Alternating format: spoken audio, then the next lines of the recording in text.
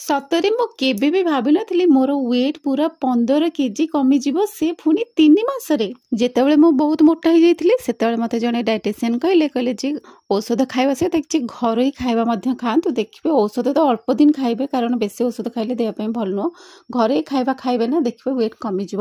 And really ସତକୁ ସତ ନା ମୁଁ 2-3 ମାସର ଫରକ ଦେଖୁଛି, 85ରୁ ମୁଁ 70 କେଜିସ୍ ହେଇଯାଇଛି। ତେବେ କେମିତି ହେଲା ନା ଚାଲନ୍ତୁ ସେୟାର କରିବି। ଯେତେବେଳେ ମୁଁ ସକାଳୁ ସକାଳୁ ପ୍ରଥମେ ଉଠେ ନା ଆଗ ମୁହଁ ଧୋଇ ଦେଇକି ସାଙ୍ଗେ ସାଙ୍ଗେ ଗୋଟେ ଉଷୁମ ପାଣି ମୁଁ ନେଇଯାଏ, ତ ଅଧ ଗ୍ଲାସ ଭଳିଆ ନେଇଛି, ଆପଣଙ୍କୁ ଟିକେ କ୍ଲିୟର ଦେଖାଯିବ ବୋଲି ମୁଁ ଗୋଟେ କାଚ ଗ୍ଲାସରେ ନେଉଛି, ନହେଲେ ମୁଁ ଷ୍ଟିଲ୍ ଗ୍ଲାସରେ ହିଁ ପିଏ। ସେଥିରେ ମୁଁ ଟିକେ ହଳଦୀ ଟିକେ ପକେଇଦେଲି, ଟିକେ ଗୋଲମରିଚ ପକେଇଦେଲି, ଟିକେ ନାକୁ ମହୁ ପକେଇଦେଲି, ଆଉ ଫାଳେ ଲେମ୍ବୁକୁ ନା ମୁଁ ତାକୁ ଚିପୁଡ଼ିକି ସେଇଥିରେ ଆଡ଼୍ କରିଦେଲି। ଫାଳେ ଲେମ୍ବୁ ନିଶ୍ଚିତ ନେବେ, ଆପଣ ପୁରା ଗ୍ଲାସଟେ ପିଅନ୍ତୁ କି ହାଫ୍ ଗ୍ଲାସ ପିଅନ୍ତୁ, ଫାଳେ ଲେମ୍ବୁ ନିଶ୍ଚିତ ନେବେ।